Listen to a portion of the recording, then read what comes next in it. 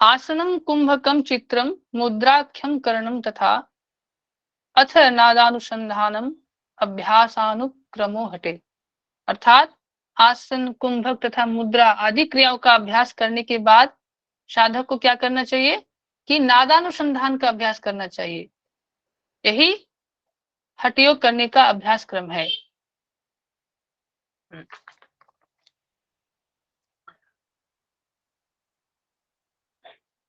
अब देखिए 59 नंबर श्लोक में क्या बोल रहे हैं कि योग की सिद्धि के कारक क्या है ना। यहाँ पर देखिए 59 नंबर श्लोक में है कि ब्रह्मचारी मिताहारी त्यागी योग परायण अब्दादुद्धम भवेत सिद्धो नात्र कार्य विचारणा।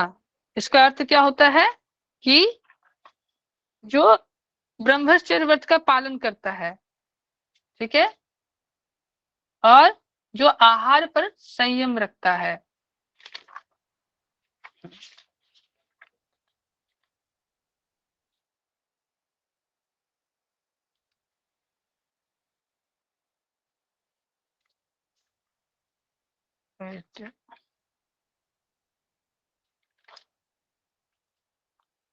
हाँ, तो जो ब्रह्मचर्य का पालन करता है, आहार पर संयम रखता है अर्थात मिताहार करता है, जो त्यागी है अर्थात जिसने सुख भोग की वस्तु का त्याग कर दिया है और पूरी तरह से योग के प्रति समर्पित है, ऐसा साधक बिना किसी संदेह के 1 वर्ष या उससे थोड़े अधिक समय में ही योग साधना में सिद्धि प्राप्त कर लेता है। तो अगर आपको क्वेश्चन आए कि योग साधना में सिद्धि किस प्रकार के साधक योग साधना में सिद्धि प्राप्त कर लेते हैं, तो आप क्या उत्तर दोगे कि जो ब्रह्मचर्य का पालन करता है। अगर ऑप्शन दे दे, ब्रह्मचर्य का पालन, आहार पर संयम, त्याग त्याग की भावना और 1 वर्ष अथवा थोड़े ज्यादा समय और पूरी तरह से योग के प्रति समर्पित है, ऐसा साधक बिना किसी, है ना, बिना किसी अन्य आसन के अभ्यास से 1 वर्ष या उससे थोड़े अधिक समय में ही योग साधना में सिद्धि प्राप्त कर लेते हैं। 60वां नंबर देखिए, अब क्या है कि यह आसनों की बेनिफिट के बारे में बताया जा रहा है, ठीक है, योग के सिद्धि के कारक के विषय में बताया जा रहा है। अब इसके बाद जो टॉपिक है ना वो बहुत महत्वपूर्ण है, तो मैं आप लोगों से बताता हूँ कि यहाँ से सभी ध्यान से पढ़ेंगे आसन के पद्मासन तक, ठीक है। उसके बाद ये कारक जरूर पढ़िएगा, सिद्धि के कारक क्या है, 4 कारक हैं, ब्रह्मचारी, मिताहारी, त्यागी, योग परायण। अब देखिए यहाँ पर मिताहार के विषय में बताया गया है। तो मिताहार में जो श्लोक है, सुस्निग्ध मधुराहारस चतुर्थास विवर्जितः भुज्यते शिव संप्रीत्ये मिताहारस उच्यते। तो सुस्निग्ध मधुराहार, इसका अर्थ क्या होता है कि सुस्निग्ध अर्थात पर्याप्त घृत आदि युक्त भोजन, ठीक है। सुस्निग्ध का अर्थ क्या होता है कि चिकना जो हो, है ना। जो सुस्निग्ध, मधुर, मधुर का अर्थ क्या होता है बताइए। मीठा। हाँ, फिर से बोले एक बार, क्या बोले आपने, मीठा जी जी। सुस्निग्ध अर्थात पर्याप्त घृत आदि से युक्त भोजन जो पेट का 1/4 भाग को पेट का 1/4 भाग को खाली रखकर किया गया है, ठीक है। और कैसा, शिव संप्रीत्य अर्थात आत्मा की तृप्ति के लिए, तृप्ति के लिए। भुज्यते शिव संप्रीत्य मिताहार से उच्यते, भुज्यते का अर्थ क्या होता है कि लिया जा रहा है। इसका अर्थ क्या होता है कि सुस्निग्ध अर्थात पर्याप्त घृत आदि स्नेह से मधुर मीठा अर्थात कटु, कसाय, लवण आदि नहीं लेने की बात कर रही है ना। पेट के 1/4 भाग को खाली रखने की बात कही गई है और आहार लिया जाता है तो उसे मिताहार कहते हैं। मिताहार किस प्रकार के आहार को कहते हैं कि मिताहार का अर्थ होता है कि आहार का संयम। पहले हम जानते हैं कि मिताहार का अर्थ क्या है कि आहार का संयम। पूरी तरह से चिकने अर्थात घी आदि से युक्त मीठे खाद्य पदार्थों को पेट का 1/4 भाग खाली छोड़कर, तो यहाँ पर क्या बताया जा रहा है, हठ प्रदीपिका के अनुसार हमें किस प्रकार भोजन करना चाहिए कि 1/4 जो है हमारा 1/4 हमें छोड़ करके वो किसके लिए छोड़ना चाहिए बताइए? वायु के लिए। वायु के लिए। तो पूरी तरह से चिकने अर्थात घी आदि से युक्त मीठा खाद्य पदार्थ को पेट का 1/4 भाग खाली छोड़कर आत्मा की प्रसन्नता के लिए ग्रहण किए जाने वाले आहार को मिताहार कहते हैं। यहाँ देखिए मिताहार का अर्थ क्या है कि आहार का संयम। तो सभी योग आचार्य एवं ऋषि ने योगी के लिए मिताहार का ही निर्देश किया है। योग में सिद्धि प्राप्त करने के इच्छुक सभी योग साधकों को मिताहार का पालन अवश्य करना चाहिए। बिना मिताहार का पालन किए योग मार्ग पे सफलता प्राप्त करना संभव नहीं है। इसलिए सभी योगियों ने मिताहार को ही उपयोगिता की चर्चा अपने ग्रंथों में की है। अब देखिए यहाँ पर पथ्य और अपत्य का आहार के विषय में बताया गया है प्रदीपिका में। तो योग में अपत्य आहार किसे किसे माना गया है? देखिए यहाँ पर कटु बम्ल तीक्ष्ण लवणोष्ण हरित साकम सो वीर तेल तिल सरसप मद मत्स्यान आजादी मांस दधि तक्र कुल्लथ कोल पिन्याक हींग लसुनाधम पथ्यमाहु। इसका अर्थ क्या होता है कि कटु बम्ल तीक्ष्ण लवणोष्ण हरित साकम। कटु का अर्थ क्या होता है बताइए? कड़वा। कड़वा। हाँ। और अम्ल का अर्थ? खट्टा। खट्टा। खट्टा। जी। तीक्ष्ण का? तीखा। तीखा। तीखा। ध्यान से ये जो है ना बहुत इंपॉर्टेंट है ये श्लोक। यहाँ से क्वेश्चन पूछे जा सकते हैं कि तीक्ष्ण का अर्थ बताइए, हरित शाक का अर्थ बताइए, मत्स्य का अर्थ बताइए, आजादी मंस का अर्थ बताइए। बहुत इंपॉर्टेंट श्लोक है। जो बकरे। इम्पोर्टेंट है हाँ जी, हाँ हाँ आजादी मंस का है ना, क्या है? जी सर, बकरे का। बकरे का मांस। तो हम जो पद्मासन के मैं डिटेल्स में पढ़ाने का रुचि नहीं रखा, कारण क्यों ना कि जो जो इम्पोर्टेंट आप उस पर ज्यादा ध्यान देंगे हम, और जो पढ़ने की रहेगी ना मैं आपको बोल दूंगा कि आप किताब से प्लीज पढ़ लीजिएगा। तो ऐसा नहीं समझिएगा कि नहीं तो बिना पढ़ाए आगे बढ़ रहे हैं। मैं चाह रहा हूँ कि जो इम्पोर्टेंट है सिर्फ उस चीज पे ध्यान दे तो बेटर हो।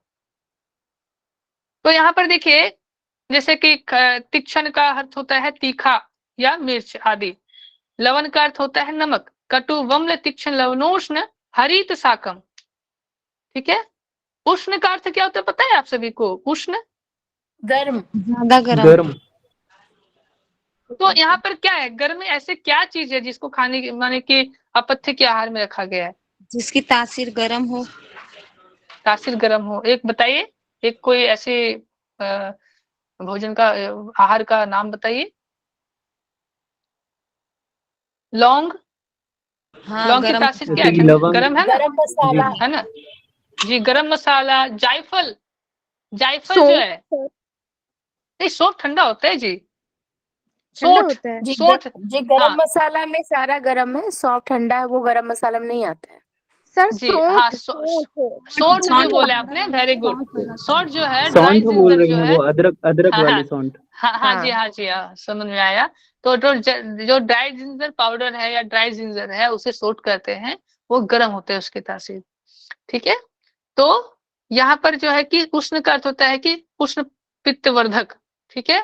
अब देखिए हरित शाक। हरित शाक का अर्थ क्या है कि हरी पत्तियों का साग। सोवीर का अर्थ बताइए। सोवीर का अर्थ क्या होता है? सैंधव। सोवीर है ना यहाँ पर, नहीं सोवीर तेल तिलम। तो यहाँ पर सोवीर का अर्थ क्या है फिर से बताइए? नमक है क्या? सैंधव नमक।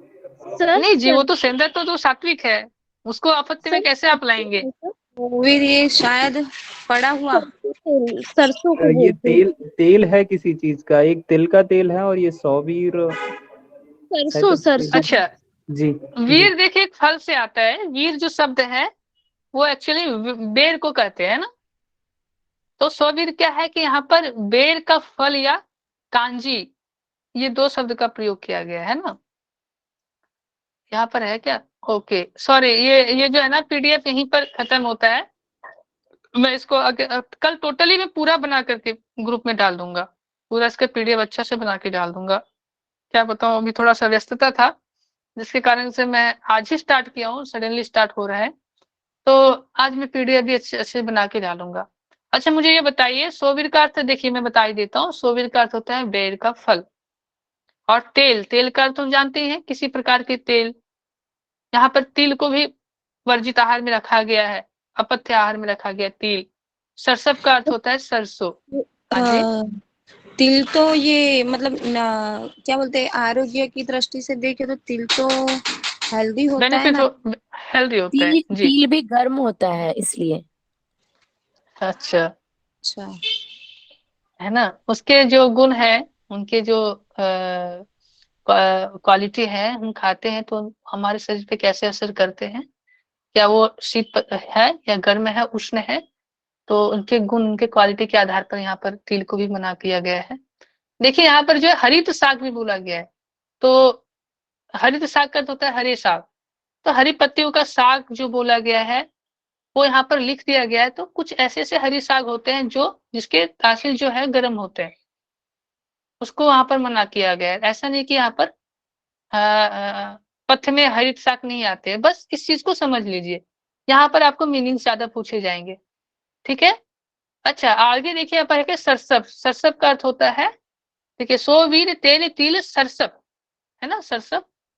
सरसब का अर्थ होता है सरसों या राई। अब मध, मध का अर्थ क्या होता है बताइए? मदिरा। मदिरा। मदिरा, वेरी गुड, है ना, जिसे शराब कहते हैं। उसके बाद मत्स्य, मत्स्य का अर्थ क्या हुआ? मछली। मछली। और आजादी मांस का तो बता ही दिए, किन्हीं ने, मैं तो देख नहीं पा रहा हूँ। बकरी आदि के पशु का मांस। दही का अर्थ होता है दही। तक्र, तक्र का अर्थ क्या होता है? मठा। मट्ठा, मही। हाँ, मही या मट्ठा, है ना। छाछ, छाछ भी कहते हैं ना उसे। जी सर। Yes sir. जी। तो कुल्लथ, देखिए उसके बाद क्या है, दधी तक्र कुल्लथ। कुल्लथ का अर्थ क्या है कि कुल्थी, कुल्थी का दाल। ये कुल्थी, तकर का कुल्थी। मट्ठा बोला यानी वो छाछ। हाँ सर जी, हाँ जी, छाछ हाँ। दही को बोलेंगे और यहाँ सोवीर को खट्टी भाजी बोला गया है अर्थ में। शोवीर को देखिए, मैं जिस चौखंबा पब्लिकेशन में, तो यहाँ पर बेर का फल बताया गया है। किसी वो किसी बेर का पुस्तक में फल भी डिफरेंट में। खट्टा है, और वो जो बोल रही वो भी हाँ खट्टा है, इसलिए दोनों सेम है। जी, वो भी हो सकता है, और ये पर्यायवाची तो होते ही है शब्द का। और सोवीर का अर्थ यहाँ पर भी, हाँ वैसे मैं दो किताब में देख रहा हूँ, तो हाँ वैसे कांजी बताया गया, कांजी या बैर हो गए, ऐसी बात बताई जा रहे हैं। हाँ वो से भी कर सकते हैं, हो सकते पर्यायवाची हो उसका। खट्टी भाजी उसको। हाँ जी, हर प्रदीपिका में खट्टी भाजी लिखा है अर्थ में। कौन सी पुस्तक है आपके? हर प्रदीपिका। नहीं, हठ प्रदीपिका मैं बोल रहा हूँ, क्यों, पब्लिकेशन क्या है उनका? ये स्वात्माराम का। सर मेरी हाँ, मुंगेर मुंगेर बिहार पब्लिक, वाली है। मुंगेर बिहार जी वाले में। आप जब दूसरे पुस्तक पढ़िएगा चौखंबा पब्लिकेशन, उसमें कुछ और दिए हुए हैं। और और भी जो है, जिस पुस्तक से मैं पढ़ा रहा हूँ डॉक्टर सोमवीर आर्य का, यहाँ पर कांजी का शब्द का ही प्रयोग किया गया, क्योंकि कांजी एक प्रकार का जो हम बड़ा जिसे कहते हैं वो भी खट्टे ही होते हैं, शायद इसलिए वहां पर कांजी शब्द का प्रयोग किया गया है। देखिए उतना आप कंफ्यूज मत होइएगा। अगर ऑप्शन में अगर रहे कि खट्टी भाजी, तो आप उसे दीजिएगा, बेर का फल रहेगा। खट्टी भाजी नहीं रहे तो बेर का फल जरूर दीजिएगा। कांजी रहेगा तो आप कांजी ही दीजिएगा, है ना। हम तीन तीन पर्यायवाची तीन तीन पुस्तकों से जान गए हैं, तो हमें कहीं दिक्कत नहीं होना चाहिए। अब देखिए कुल्थी का अर्थ हो गया कोल, या कुल्थी का क्या होता है कि हम कलाई होता है ना, काला कलाई, इसको भी कुल्थी कहते हैं। और काली मिर्च को भी कुल्थी कहा जाता, कोल कहा गया है। कुल्लत को कुल्थी, और कोल को कहा गया है काली मिर्च, ठीक है। काली मिर्च को ही मना किया गया। उसके बाद देखिए क्या है, कुल्लत है, कोल, पिन्याक है ना। तो पिन्याक का अर्थ क्या होता है बताइए? ये पूछ सकता है कि पिन्याक का शब्द का अर्थ क्या होता है हठ प्रदीपिका के अनुसार। पढ़े हैं आप सभी ने?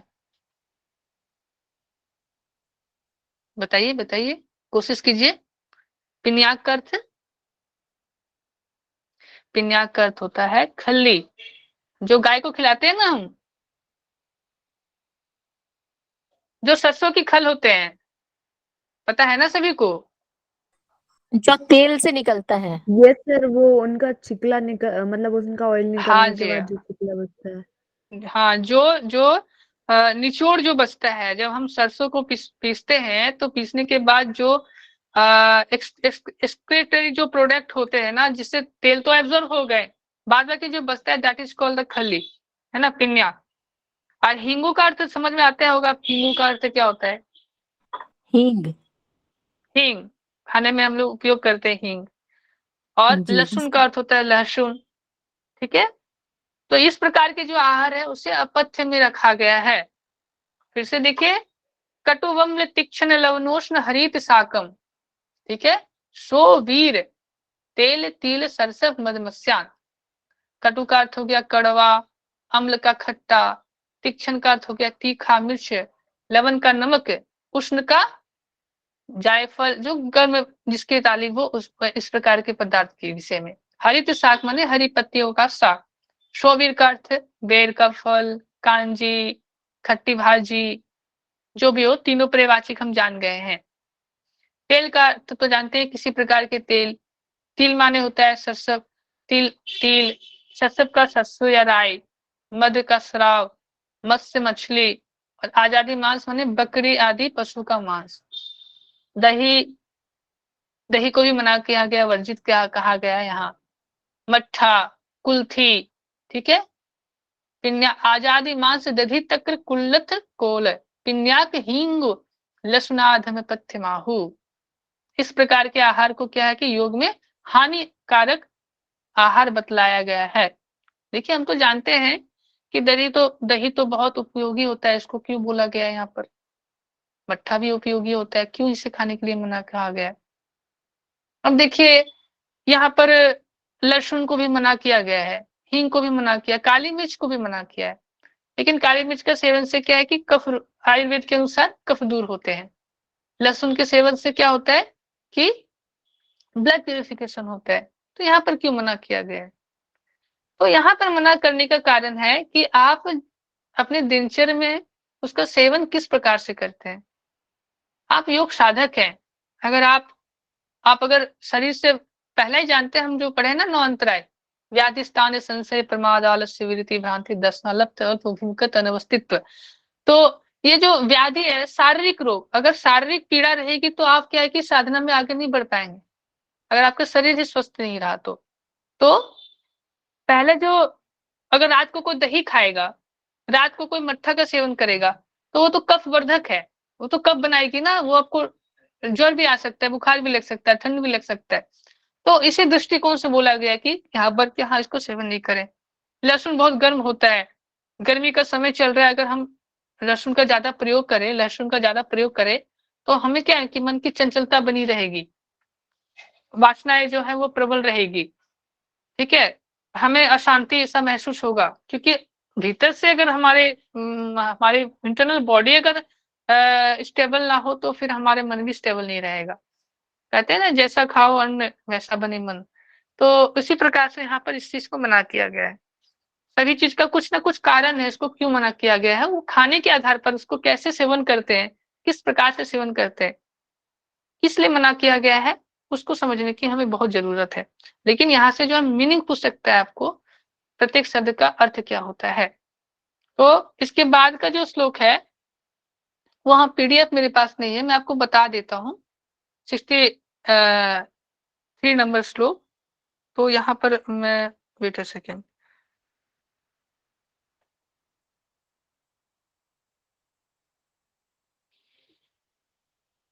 यहाँ 63 नंबर श्लोक में बताया गया है कि ये तो हमने जाना अपत्य आहार कौन सा है इसके बारे में। अब आइए हम आगे और बढ़ते हैं। इसके अतिरिक्त भी बताया गया है कि भोजन, और भी अपत्य आहार में क्या क्या बताया गया है कि भोजन महितम, ठीक है, विधात पुनरुष्मी कृतम वृक्षम, अति लवण मम्ल युक्तम कदसनम साकोट कटम वर्जयम। और क्या कहा गया कि वन्हे स्त्री पत सेवना माधो वर्जन माचरित। इसका अर्थ क्या होता है कि भोजन महितम, अर्थात पुनः उष्णीकृतम माने दोबारा गर्म किया हुआ भोजन, माने बासी। कोई भी खाना हम बनाते हैं, रात को बनाते हैं, क्या करते हैं हम, एक बार खाना बनाते हैं, फ्रिज में रख करके हम उसे 2 दिन तक खाते हैं। तो उस प्रकार को खाने के लिए, भोजन के लिए मना कहा गया है कि भोजन दोबारा गर्म किया हुआ भोजन को सेवन करने के लिए मना किया गया है। जो भी बनाओ 2 से 3 घंटे के अंदर उसका सेवन करने की बात की गई है। भोजन महितम, उसके बाद क्या है कि रुक्षम, रुक्षम का अर्थ होता है रूखा, है ना। अति लवणम माने अधिक नमक युक्त। उसके बाद अम्ल युक्तम, अम्ल युक्तम का अर्थ क्या होता है कि खट्टाई युक्त। कदसनम, कदसनम का अर्थ होता है खराब हुआ भोजन, माने सड़ा हुआ भोजन। शाकोत्कटम माने अर्थ होता है शाक, अर्थात शाक प्रधान अहितम भोजनम, ठीक है। अहित करने वाला जो साग होते हैं उसके बारे में बताया गया है। तो साधना के प्रारंभ दिनों में मना किया गया। और क्या किया कि साधना के प्रारंभिक दिनों में वन्य स्त्री आग क्या क्या करने के लिए मना किया गया है कि अहित करने वाला, इसलिए इसे साधना के प्रारंभिक दिनों में आग तापना, स्त्री संपर्क और यात्रा करना, इस 3 चीजों को मना किया गया है। तो क्या क्या बोला गया है कि भावार्थ में कि अहितकर भोजन, दोबारा गर्म किया हुआ, रूखा, अधिक नमक युक्त, खट्टाई से युक्त, विकृत हुआ, शाक, है ना, प्रधान भोजन त्याज है, इस तरह के भोजन को त्यागने की बात कही गई है। इसी प्रकार साधना के प्रारंभिक दिनों में आग तापना, स्त्री संपर्क को क्यों मना किया गया? यहाँ पर क्या कहना चाहते हैं कि अगर हम विषय वासना के और अग्रसर रहेंगे तो हम साधना में हमारा मन स्थिर नहीं रहेगा। तो साधना में देखिए ना, कारक बताया गया था ना कि ब्रह्मचारी, मिताहारी, त्यागी, योग परायण, आचरण हमारा कैसा हो, ब्रह्म का जैसा हो, अर्थात ईश्वर का जैसा हमें अपने आचरण बनाने हैं। तो हम विषय वासना में अगर लिप्त रहेंगे तो हम ईश्वर के प्रति कैसे अग्रसर होंगे? तो साधना काल में इसे वर्जित माना गया स्त्री सेवन, ठीक है। तो इस प्रकार से अहितकर आहार के विषय में बताया गया है। अब आगे की जो है पथ्य आहार के बारे में बताया गया है। मैं इसका एक फोटो लेकर के मैं स्क्रीन शेयर करता हूँ तो आप सभी को सुविधा होगी पढ़ने में, ठीक है। ये हमने क्या जाने कि कौन कौन से अहितकर आहार है ना। अपत्य आहार कौन कौन सा है हट प्रदीपिका के अनुसार, हमने उस चीजों को डिटेल्स में देख लिया, जान लिया। फिर अब देखिए हम पथ्य आहार के विषय में जानेंगे कि किस प्रकार के भोजन हमें करना चाहिए, क्या खाना चाहिए। इसे खाने के लिए यहाँ पर बोला गया है, 1 सेकेंड। देखिए, गोधूमशाली यव साष्टिक शोभनानम क्षीराज खंड नवनीत सीता मधुनी सुंठी पटोल कफला दिक पंच साकम मुदगादि दिव्य मुदकम च यमिंद्र पथ्यम। इसका अर्थ क्या होता है कि गोधूमशाली, गोधूम का अर्थ क्या होता है बताइए? गोधूम का अर्थ सुनाई दे रहा है सभी को? गेहूं, शाम का काल या नहीं जी, यहाँ पर गोधूम का अर्थ होता है गेहूं। धन्यवाद जो भाई जी ने बताए। अच्छा अच्छा, ओके मैम। हाँ, यहाँ पे डिफरेंट है। हाँ जी, सॉरी सर जी, वो कोई बात नहीं। गोधूली होता है, वो तो गोधूली। हाँ, वो गोधूली होता है, शाम का जो समय जब गैया चरते हुए वापस आती है। गोधूम का अर्थ होता है गेहूं। और शाली शब्द का प्रयोग यहाँ किस लिए किया गया है बताइए?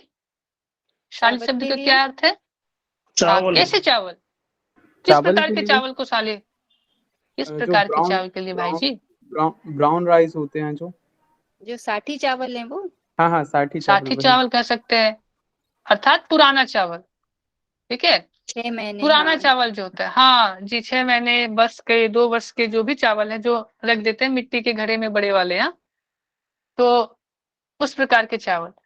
गोधूमशाली यव, यव का अर्थ क्या होता है? जो। और साष्टिक, साष्टिक का अर्थ क्या होता है बताइए? है ना, षष्टिक है यहाँ पर।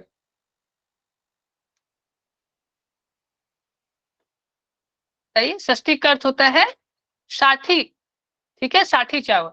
और शाली का अर्थ होता है पुराना चावल। तो गोधूमशाली एवं साष्टिक शोभनानम, शोभन अन्नम, इसका अर्थ होता है प्रशस्त अन्न, ठीक है ना, अन्न के विषय में बता रहे हैं।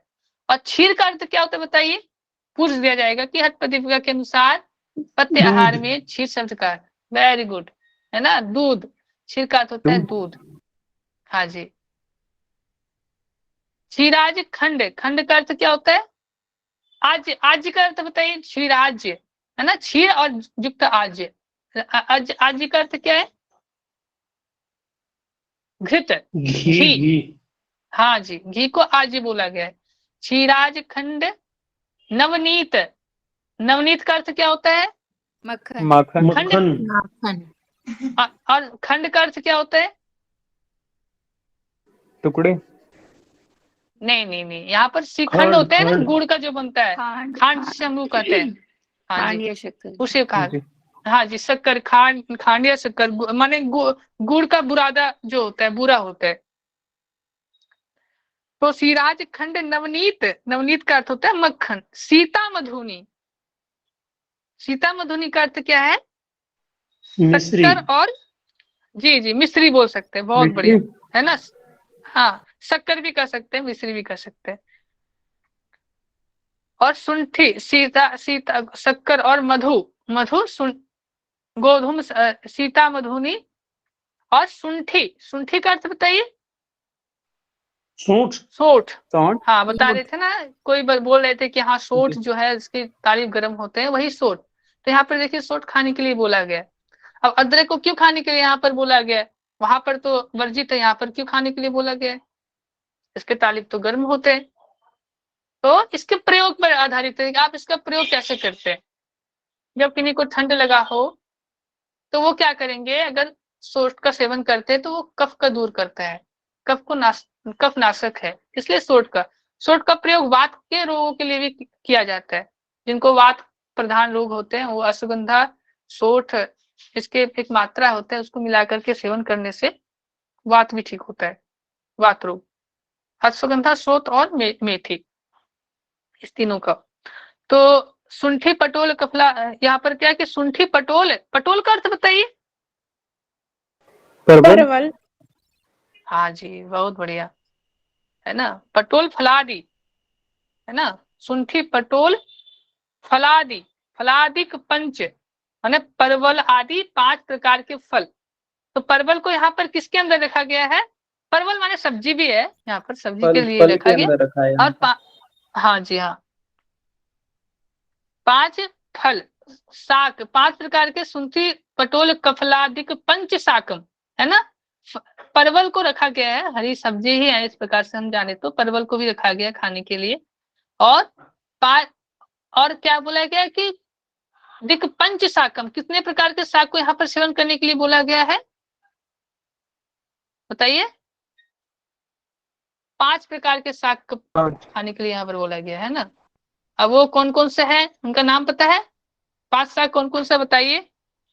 जो बेल पे पकते हैं वो, तो बताइए ना, नाम तो बताइए। जैसे गिलकी है, दूधी है, तुरिया है ना, तुरिया और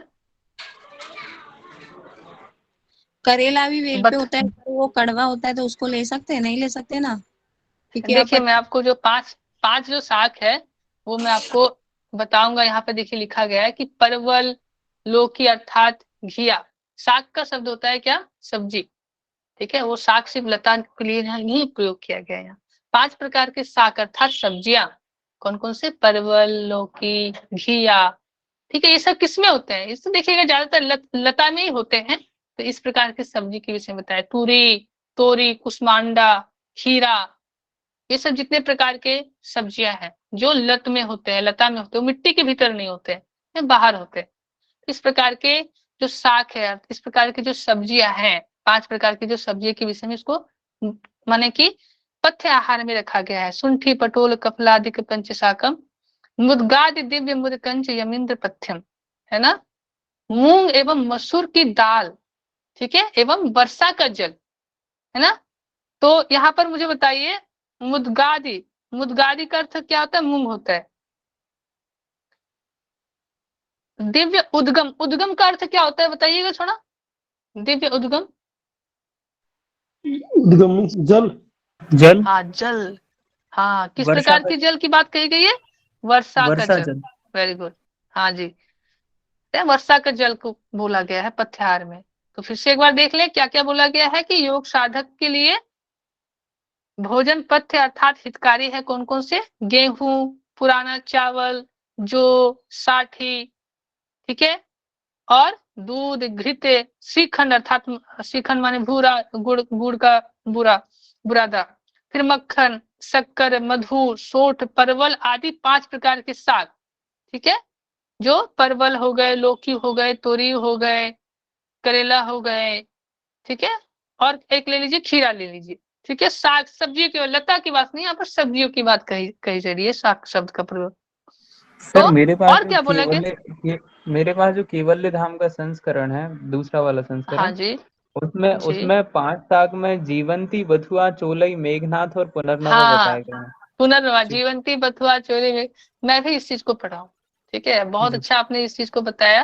तो यहाँ पर साग इस प्रकार से बताया गया, और ये जो हम्म, डॉक्टर सोमीर आर्य जी ने यहाँ पर साग जो है इस प्रकार से लिखे हैं, और साथ ही जी साथ यहाँ पर देखिए 5 साग जो है, ऐसा कुछ नाम उल्लेख स्वामी स्वात्मा राम जी ने नहीं किया है ना, कि 5 साग का उल्लेख नहीं किया। तो हम इस चीज को ध्यान रखें कि हाँ, साग को जो केवल्य धाम का पुस्तक है, चाहे चौखंबा का हो, चाहे डॉक्टर सोमवीर आर्य जी ने जो लिखे हैं, अगर ऐसे पुस्तक डिफरेंट जो सस्पिशन में डालने वाला जो टॉपिक होता है ना, तो उसके लिए आप ज्यादा माने कि आप कंजुकेटेड खुद ना हो जाए, आप निश्चिंत हो जाए कि हाँ, आप सभी को ऐसे एग्जाम में ज्यादातर नहीं पूछा जाएगा, कि कंफ्यूजन भैया रिलेटेड नहीं पूछा जाएगा। भैया आपकी बात टाल नहीं रहे हैं, लेकिन इस बार आया था क्वेश्चन में पुनर्नवा से क्या था? मेघनाथ आया था। मेघनाथ अच्छा, ये आया केवल था धाम के जो, आधार पर क्या? हाँ अच्छा 5 अच्छा, जो शाख बताए गए हैं ना, उसमें हाँ जी मेघनाथ हाँ, हाँ आया सर, मैंने कहीं पढ़ा था कि साग इन्हें ही माना जाएगा, क्योंकि साग उन्हें माना जाता है जिनकी पत्तियों से भाजी बनाई जाती है। था। तो ये सभी ऐसे हैं जिनकी पत्तियों से भाजी बनती है या साग बनता है, इसलिए इन्हें ही साग माना गया है। अच्छा मैं एक बार डॉक्टर सोमी राजा जी से बात करता हूँ जी कि जी उन्होंने इस चीज को अवश्य। ऐसा क्यों लिखे। मैं उनसे जी आज ही बात करता हूँ, और ये कथन भी सही है, मैंने भी पढ़ा हूँ, और मैं इस चीज को नोट भी किया हूँ। हालांकि बुक से पढ़ा रहा हूँ तो मुझे बुक के आधार पर पढ़ाना पड़ रहा है। तो इस विषय में क्लियर करके मैं आप सभी को फिर से कल चर्चा में लाऊंगा कि हाँ, यहाँ पर जो पंच साग शब्द का प्रयोग किया गया है वो वास्तव में क्यों ऐसा किया गया है, और डॉक्टर सोमवीर आर्य जी ने ऐसा क्यों लिखे, मैं उनसे जान लूंगा और जरूर बताऊंगा। तो सुंठी पटोल कपलादिक पंच सागम मुदगादि दिव्य मुदकंच यमिंद्र पथ्यम, है ना। मुद यहाँ पर क्या है कि मुदगादी का अर्थ क्या होता है? मूंग, मैं दाल की जो बोलते हैं मूंग मसूर आदि दाल के बारे में बताया गया है। और उद्गम का अर्थ होता है जल, अर्थात दिव्यम उद्गम अर्थात वर्षा का जल, और यमिंद्र पथ्यम अर्थात संयमी योग साधक के लिए पथ्य है। तो योगी साधक के लिए निम्नलिखित भोजन पथ्य अर्थात हितकारी गेहूं, पुराना चावल, सोठ, साठी चावल, प्रशस्त भोजन, दूध, घृत, श्रीखंड, मक्खन, शक्कर, मधु, सोठ, परवल आदि 5 प्रकार के साग, है ना, कुष्मांडा, खीरा, मूंग मसूर आदि की दाल तथा आकाश से गिरा हुआ वर्षा का जल, ये सब क्या है कि पथ्य भोजन है। अब देखिए आगे क्या है, टाइम कितना हुआ, चलिए आज के आठ लिए बज इतना के तक नौ रहने दें। मिनट हाँ तो आज के लिए इतना रहने दें, क्या आगे बढ़े बताइए।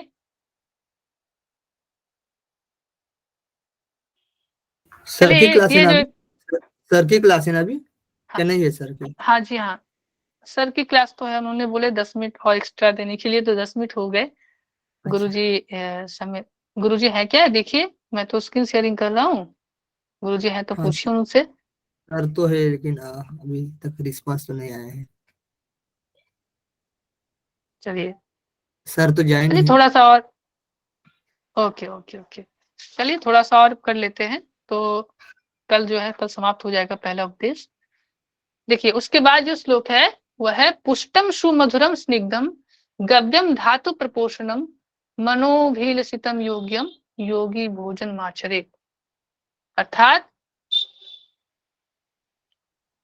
योगी को चाहिए कि वह पोषक मधुर घृत आदि से बना यहाँ पर जो आहार का शब्द का यूज किया गया है ना, ये जो श्लोक है यहाँ पर जो आहार के विषय में बताया गया है, ये योगियों के आहार के विषय में बताया है कि योगियों के किस प्रकार के आहार का सेवन करना चाहिए। तो योग की साधना करने वाले व्यक्ति को किस प्रकार का भोजन करना चाहिए? पुष्टम। पुष्टम का अर्थ क्या होता है कि बलदायक और सुमधुर, पोषण देने वाला, अर्थात हाँ पोषण देने वाला, अर्थात बल को प्रदान करने वाला, है ना। और पोषण देने वाला और सुमधुरम अर्थात मधुर स्वाद वाला, अर्थात मीठा। मधुर का शब्द का जो प्रयोग किया गया है यहाँ पर मीठा के लिए किया गया है, रुचिकर के लिए किया गया है। स्निग्धम, स्निग्धम का अर्थ होता है कि चिकना, अर्थात घृत आदि स्नेह युक्त से। गव्यम, गौ का दूध और घृत। गव्यम का अर्थ होता है गाय के जो तत्व से जो होते हैं दूध से बना हुआ, तो गौ का दूध, घृत। धातु प्रपोषणम, इसका अर्थ क्या होता है? इसका अर्थ होता है धातु का प्रपोषणम पोषण अर्थात करने वाला। हाँ जी, धातुओं का पोषण करने वाला, धातुओं को पुष्ट करने वाला। और मनोभीलसितम अर्थात मन को अच्छा लगने वाला। और योग्यम अनुकूल भोजनम आचरेत अर्थात भोजन करे। भावार्थ ऐसा है कि योगी को चाहिए कि वह पोषक मधुर घृत आदि से बना गौ का दूध, घृत और धातु से पुष्ट करने वाला रुचिकर और अनुकूल भोजन करे। इसके अलावा यहाँ योगी साधक को पुष्टि कारक के लिए क्या बताते हैं कि जो यहाँ तो देखिए पत्याहार बता ही दे गया, ये कि सभी खा सकते हैं, लेकिन जो योग अभ्यास करते हैं उनको इसके अतिरिक्त किस चीज की विशेष ध्यान रखना चाहिए? आहार के विषय में, कि जो भोजन शरीर को मजबूत करे, बल प्रदान करे, ठीक है, जो पोषण हमारे शरीर को पोषण ज्यादा प्रदान, पौष्टिक तत्व ज्यादा प्रदान करे। मधुर स्वाद वाला, जिसका स्वाद मीठा एवं मधुर हो। स्निग्ध अर्थात जो घी आदि से बना हुआ हो। गव्यम, गाय के घी, दूध से बने खाद्य पदार्थ, अर्थात उसके बाद क्या है कि धातुओं को मजबूत करने वाला भोजन एवं मन को अच्छा लगने वाला अनुकूल भोजन को ही ग्रहण करना चाहिए। इस प्रकार का आहार पथ्य एवं हितकर होता है। ठीक है,